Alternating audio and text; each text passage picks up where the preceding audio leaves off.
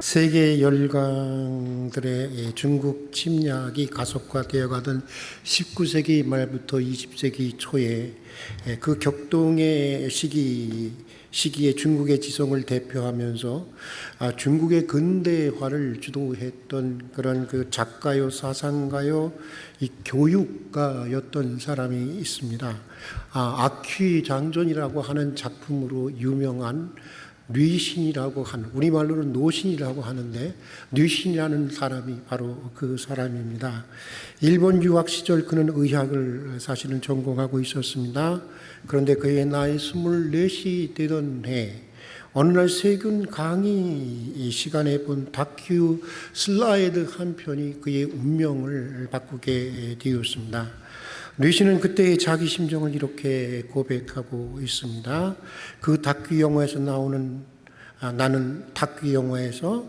오랫동안 만나지 못한 중국 동포들을 만나게 되었다. 그러나 그 동포들은 러시아를 위해서 스파이 노릇을 했다는 이유로 일본군에 체포되어 참수를 당하는 동포와 그것을 에워싸고 그 참수 장면을 구경하는 많은 동포들이었다. 모두 당당한 체구를 가지고 있었지만 무덤덤한 얼굴로 구경만 하고 있었다. 그때 나는 무지한 국민은 체격이 아무리 훌륭하고 건장해도 바보같이 구경꾼밖에 되지 않는다는 생각을 하게 되었다. 나는 가장 필요한 것이 그들의 정신을 변화시키는 것이며 그렇게 하는 데에는 문학이 가장 적당한 수단이라고 판단했기 때문에 의학을 포기하고 도쿄로 돌아가게 되었다.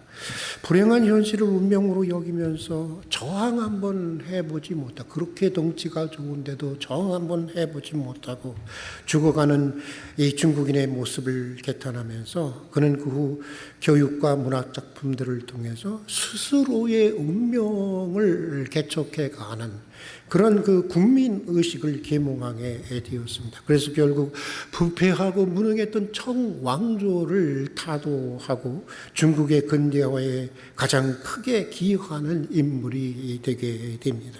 여러분, 세상에는 크게 보면 두 부류의 인생이 있는 것 같습니다.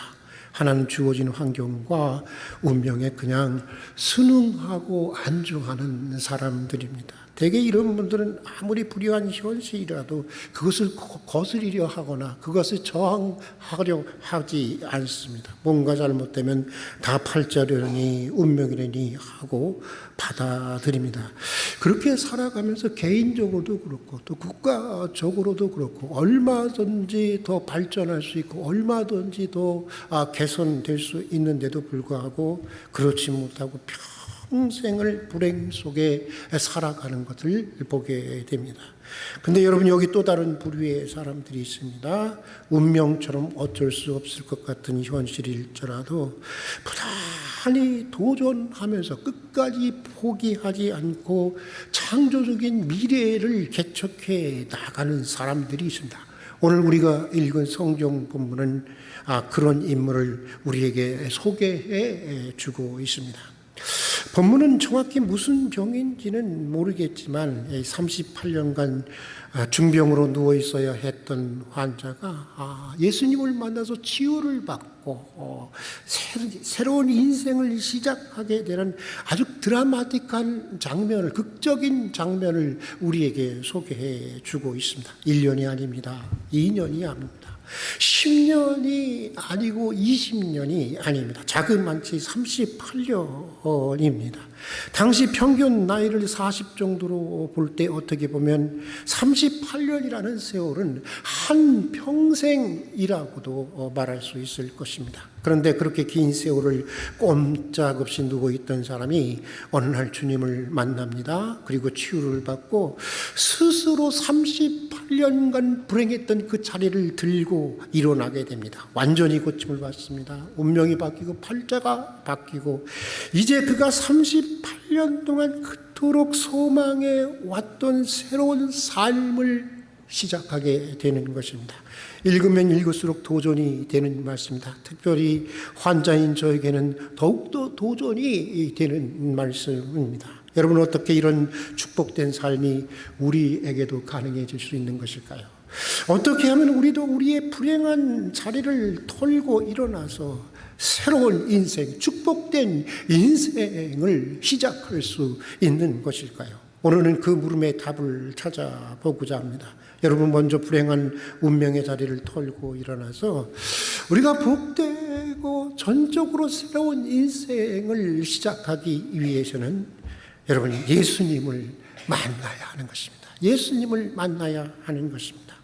교회에서 늘 가는 뻔한 이야기고 그 진부한 이야기 같이 생각이 들 수도 있겠지만은 여러분, 더 깊이 생각해 보면 사실 예수님을 만난다고 하는 것은 우리 인생에서 가장 소중한 말씀일 뿐만 아니라 가장 가치 있는 인생의 지혜이고 또한 진리인 것입니다. 여러분, 만약 본문에 나오는 환자가 예수님을 만나지 못했다면 그는 이런 변화를 경험하지 못했을 것입니다. 예수님을 만났기 때문에 그는 놀라운 이런 극적인 변화가 가능했던 것입니다.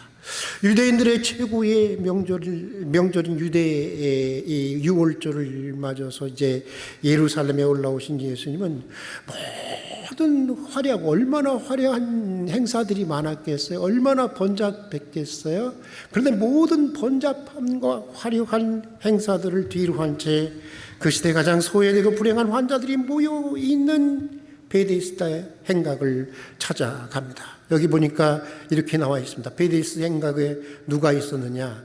예루살렘에 있는 양문 곁에 히브리 말로 베데스다라는 못이 있는데 거기 행각 5이 있고 그 안에 많은 병자, 맹인, 다리 저는 사람, 혈기 많은 사람들이 누워 물의 움직임을 기다리는 이런 사람들, 가장 그 시대에 소외되고 가난하고 불행한 환자들이 모여있는 베데스다의 행각을 찾아가십니다. 그리고 그들 중에서도 제일 먼저 38년 동안 어떻게 보면 한평생 가장 고통스러운 세월을 보내고 있는 이름 없는 한 환자를 예수님은 찾아가십니다. 진병의 효자가 없다고 그는 가족에게조차 잊혀진 인물이 된 것입니다. 이제 가끔 천사들이 나타나 기적의 물을 통할 때조차도 누구 하나 자기 주변에 도와줄 사람이 없는 불행한 사람이 삶을 살고 있었던 것입니다. 그래서 영어 성경에 보면 이 환자는 주님에게 자기의 형편을 이렇게 고백합니다. I have not a man. I have not a man. 나에게는 사람이 없습니다. 그게 아닙니다. 나에게는 한 사람도 없습니다. 어떻게 이럴 수 있을까요? 한 사람도 없다는 것입니다. 그러니까 지금 내 곁에는 단 한 사람도 남아있지 않다는 것입니다. 38년을 앓고 누워있다 보니 모두가 다 그를 잊었고 가족조차 그를 버렸다고 하는 것입니다. 철저하게 소외돼서 홀로 그 모든 고통을 감내해야 하는 불행한 사람, 그것이 오늘 본문에 등장하는 38년 된 환자였습니다. 예전에 섬기던 교회에서 근무력증으로 10여 년간을 꼼짝 못하고 누워있던 청년 교우가 있었습니다. 인영이라는 청년인데 지금도 생각하면 가슴이 울먹해지는 그런 청년입니다.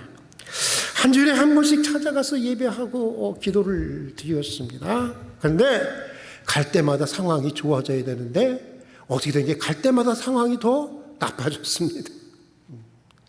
기도할 때마다 기도하는 저도 그렇고 기도를 받는 우리 인영이도 그렇고 또 환자들의 가족들도 그렇고 우리 모두는 목사님이 기도해도 절대로 낫지 않을 것이라고 하는 믿음이 더욱더 확고해져 가는 것 같았습니다. 그래서 어느 날인가 하나님께 하나님 이제는 다시 가서 예배도 안 드릴 거고요. 기도도 안 할 거예요. 뭔가 차도가 있어야 가지요. 예배하면 할수록 기도하면 할수록 더 안 도와지는데 제가 뭐하러 갑니까? 사실은 하나님께 불평을 늘어놓는 게 아니라 무기력한 목사인 자신을 지금 이렇게 자신을 탓하고 있는 것이었습니다. 그런데 그러는 가운데 성령의 감동이랄까, 정확히 저는 뭔지 모르겠지만 이런 것들을 가끔 경험하곤 합니다. 여러분들도 혹시 그런 경우가 있는지 모르겠는데, 하여간 이런 것을 경험하는데 제 자신에서 깊은 대화가 이어져 가게 되었습니다. 첫 번째 제게 들리는 음성은 그거였어요. 누가 너도로 고치라고 했냐? 내가 고치지. 누가 너도로 고치라고 했어? 그러면 왜 예배하고 기도해야 하는 것입니까? 함께 해주라고. 함께 해주라고. 병이 오래돼서 이미 10년 넘어가니까 처음에는 많은 교우들이 관심을 가지고 많은 교우들이 찾아왔지만 이제는 누구도 관심을 가져주지 않고 그런 사람들이 없지 않니? 그럼 함께만 하면 되는 겁니까? 그래요? 뭐 함께 하는 게 어렵겠습니까? 열심히 앞으로 함께 하겠습니까? 그렇게 그러고는 1,500여 명의 교구식들을 목회하는 바쁜 중, 사실은 이 교구 목회라고 하는 게 1,500명을 사실은 담임 목사가 하듯이 다 해야 되는 거예요. 큰 교회 같은 데는 1,500명을 목회하는 가운데에서도 바쁜 중에서도 매주일 단 한 번도 거르지 않고 가서 예배를 드려주고, 이제는 예배만 드리는 것이 아니라 게임도 하고 영화도 감상하고 음악도 듣고 하면서 재미있게 시간을 놀아주었습니다. 세브란스 병원에 입원했다가 결국 운명하게 되었는데, 세브란스 병원에 중환자실에 입원했을 때에도 비록 먼 길이긴 했지만 매주일 예배가 끝나면 찾아가서 그 아이와 함께 해 주었습니다. 오늘 말씀을 읽으면서 문득 그때의 기억이 다시 소환되었습니다. 그리고 그 기억의 소환은 제게 이런 마음을 줬어요. 그날 주님은 어쩌다 보니까 38년 된 환자를 우연히 만난 것이 아니라고 하는 것입니다. 긴 병에 모두가 떠나가고 모두에게 잊혀진 그를 의도적으로 주님은 찾아가 만나 주신 것이라는 확신을 저에게 가져다 주었습니다. 주님은 환자의 고독한 현실과 불행을 기억해 주시고 그날 의도적으로 그를 찾아가서 만나 주신 것입니다. 그리고 주님과의 이 만남으로부터 이 환자에게는 극적으로 새로운 인생이 시작되게 되었던 것입니다. 여러분, 예수님을 만나야, 정확히 얘기하면 예수님이 찾아오시고 우리를 만져주셔야 진정한 변화가 시작되는 것입니다. 성경에 나오는 모든 인물들이 여러분 예수님을 만날 때 변화가 되었습니다. 예수님의 제자들이 그랬고, 세리 삭개오가 그랬고, 7 귀신이 들린 막달라 마리아가 그랬고, 죽었다 나흘 만에 다시 살아났던 나사로도 그랬습니다. 다 주님을 만나고 나서 새로운 인생을 살게 된 사람이었습니다. 저도 바로 그런 사람이고 여러분들도 어쩜 그런 사람들일 것입니다. 여러분은 어떠십니까? 주님을 만나셨습니까? 만나셨습니까? 만났는지 안 만났는지 잘 모르겠습니까? 혹 만났다고 하더라도 여러분 또다시 만나야 하는 것입니다. 매일 새롭게 만나야 하는 것입니다. 더 깊게 만나고 더 뜨겁게 만나고 더 지속적으로 만나야 하는 것입니다. 그러면서 그런 만남을 통해서 우리 안에 변화가 일어나는 것이고, 그러면서 우리 안에 기적이 계속해서 일어나게 되는 것입니다. 그러면서 38년 된 환자처럼 불행한 운명의 자리를 털고 일어나 정말 복되고 새로운 인생을 시작하게 되는 것입니다. 자, 또 여러분, 우리가 불행한 운명의 자리를 털고 일어나 새로운 인생을 살아가려면요, 중요한 것입니다. 하나님이 자신에게 준 자신의 인생을 참으로 소중히 여길 줄 알아야 하는 것입니다. 그런데 가만히 보면 자기 인생을 소중히 여기지 않고 살아가는 사람은 많이 있습니다. 가장 위로가 필요하고 가장 격려가 필요하고 가장 사랑해야 할, 소중히 여겨야 할 자신을 가장 학대하며 살아가는 사람들이 참 많이 있습니다. 여러분, 자기를 소중히 여기며 살아간다고 하는 것은 한마디로 얘기하면 저는 그렇게 이해하고 있습니다. 끝까지 자기의 생의 의지를 포기하지 않는 것을 의미하는 것입니다. 본문에 보면 예수님은 38년 동안 누워있는 환자에게 뭐라고 물으십니까? 내가 낫고자 하느냐? 낫고자 하느냐? 오늘 여러분에게 주님은 그렇게 물으십니다. 내가 정말 낫고자 하느냐? 이 병이 언제부터 시작되었느냐? 어떻게 해서 이런 병에 걸리게 되었느냐? 도대체 무슨 죄를 지었기에 이런 불행을 안고 너는 살아가느냐? 묻지 않았습니다. 주님은 오직 한 가지만을 물었어요. 내가 낫고자 하느냐? 내가 낫고자 하느냐? 38년 동안을 누워 있었지만 그래도 낫고자 하는 열망이 내게 있느냐고 하는 것입니다. 아직도 새로운 인생을 살아가고자 하는 간절한 소망과 생에 대한 의지를 가지고 있느냐라고 하는 그런 질문인 것입니다. 여러분 같았으면 이런 상황에서 어떻게 대답을 했겠습니까? 본문에 나오는 환자는 이렇게 대답을 합니다. 우리 다 같이 7절을 한번 읽어보겠습니다. 같이 한번 7절을 읽겠습니다. 같이 읽겠습니다. 병자가 대답하되 주여 물을 움직일 때 나를 못에 넣어주는 사람이 없어. 내가 가는 동안 다른 사람이 먼저 내려가나이다. 우리 다시 한번 읽어볼까요? 병자가 대답하되 주여 물이 움직일 때 나를 못에 넣어주는 사람이 없어. 내가 가는 동안 다른 사람이 먼저 내려가나이다. 그러니까 이런 말입니다. 물 이동할 때, 비록 물 이동할 때 다른 사람들이 먼저 내려가서 그렇지, 누군가가 나를 도와주지 않아서 그렇지, 내가 움직이지 못해서 그렇지, 나는 아직도 38년이나 흐른 지금도 여전히 새로운 인생을 살아보고 싶은 열망이 있습니다. 나는 아직도 여전히 희망을 품고 있고 내 인생이 얼마나 남아있든지 정말 단 한 번만이라도 제대로 사람답게 살아보고 싶은 그런 생의 의지를 나는 가지고 있습니다 라고 하는 그런 대답인 것입니다. 한두에 아른 사람의 말이 아닙니다. 38년 동안 무려 꼼짝없이 누워있었던 사람의 말입니다. 어쩌면 이 사람의 나이가 이미 50, 60을 넘었을 수도 있을 것입니다. 아니 평균 나이 40이라고 치면 38년간 꼼짝없이 누워 있었다고 한다면 이 사람이 비록 고침을 받는다고 해도 이제 죽을 날이 머지 않은 사람일 것입니다. 아마도 이런 경우에 대부분의 사람들은 포기할 것입니다. 그냥 이렇게 살다가 죽지. 아니, 자신의 생명을 스스로 저버릴 수도 있었을 것입니다. 그러나 이 환자는 38년이라는 아주 길고 긴 세월이 지났음에도 치유에 대한 희망을 포기하지 않았습니다. 앞으로 살 날이 얼마나 남았든지 간에 그는 아직도 새로운 삶에 대한 간절한 열망을 가지고 있었습니다. 아직도 하나님에 대한 믿음을 포기하지 않았고 자신의 인생에 대한 의지를 포기하지 않았습니다. 내가 하루를 살아도 한번 제대로 살아보겠다고 하는 생의 의지를 여전히 가지고 있었습니다. 여러분, 우리가 예수님의 특별한 은혜를 경험할 수 있는 가장 중요한 통로 중에 하나는 제가 이렇게 목회를 경험하다 보니까요, 포기하지 않는 거더라고요. 포기하지 않는 거. 믿음의 끈을 놓지 않는 거예요. 희망의 끈을 놓치지 않는 것입니다. 생에 대한 의지를 잃지 않는 것입니다. 때때로 주님은 우리에게 그것을 강하게 요구하시기도 하는 것입니다.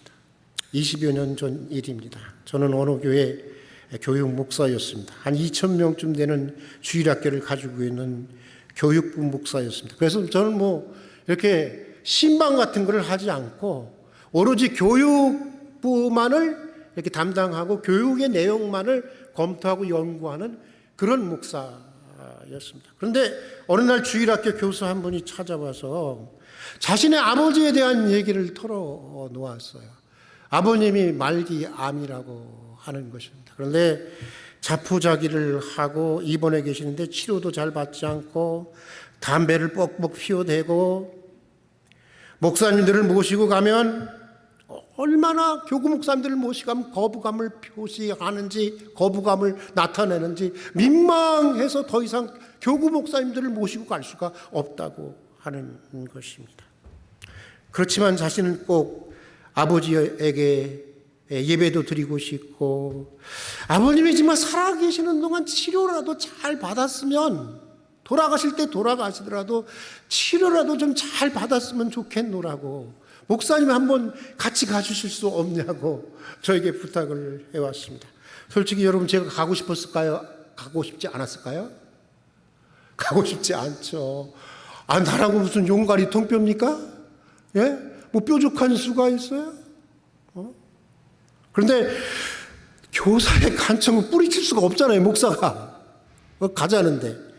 그래서 함께 말기암이신 아버님을 방문하러 입원하신 병원으로 찾아갔습니다. 어땠을까요? 예상대로였습니다. 그 따님이, 아빠, 우리 목사님이셔, 우리 교회 목사님이셔. 그러니까 쳐다보지도 않아요. 쳐다보지도 않고. 거기는 병실이 아니고 이렇게 환자들끼리 이렇게 모일 수 있는 곳이 있잖아요, 이 공간이. 거기였는데 그냥 그 사람들하고 그냥 환자들하고 얘기만 하고 있는 거예요. 내가 왔다고 하는데 거들떠보지도 않는 것이었습니다. 따님보다 제가 더 민망했습니다. 근데 사실 제가 그날 어떻게 그런 용기가 생겼는지 모르지만, 저는 사실 신방을 해본 목사도 아니잖아요. 그런데 이상하게 어디서 그런 용기가 생겼는지, 저는 그날 저를 거부하는 그 어르신 앞으로 제가 바싹 다가갔어요. 바싹 다가갔어요. 이렇게 눈앞에 보일지도 바싹 다가갔어요. 그러자 어르신이 움찔하면서, 제가 또 등치도 큰 데다가 또 이렇게 또 인상도 좀 우락부락한 데다가 놀라신 거예요. 깜짝 놀라시더라고요. 움찔하시더라고요. 눈이 커졌어요. 바로 그때였습니다. 저는 틈을 두지 않고 기습적으로, 그러나 아주 단호한 태도로 말기암 환자들에게는 가장 절실하면서도 가장 금기어인, 그게 뭔지 아세요? 생명에 관한 얘기인 것입니다. 그것은 말기암 환자들에게는 가장 절실하지만 가장 금기어이기도 한 것입니다. 근데 바로 그 가장 절실하면서도 금기어인 생명이라고 하는 문제로 어르신을 직격했습니다. 어르신에게 제가 이렇게 얘기했어요. 어르신, 저 좀 보세요. 생명이라고 하는 것이 무엇입니까? 라고 물었어요. 갑작스러운 질문에 더욱 놀라하시는 어르신에게 대답할 틈도 주지 않고, 함석헌 선생님이 쓰신 책 가운데 뜻으로 본 한국 역사라는 책이 있습니다. 거기에 보면 생명을 함석헌 선생님 나름대로 풀이한 것이 나오는데, 함석헌 선생님의 생명에 대한 그 풀이를 제가 바로 틈을 두지 않고 이어갔습니다. 살생, 명령할 명, 생명은 살으라는 하늘의 지엄하신 명령입니다. 살아있는 동안 살려고 하는 것이 인간의 가장 신성한 의무인 것입니다.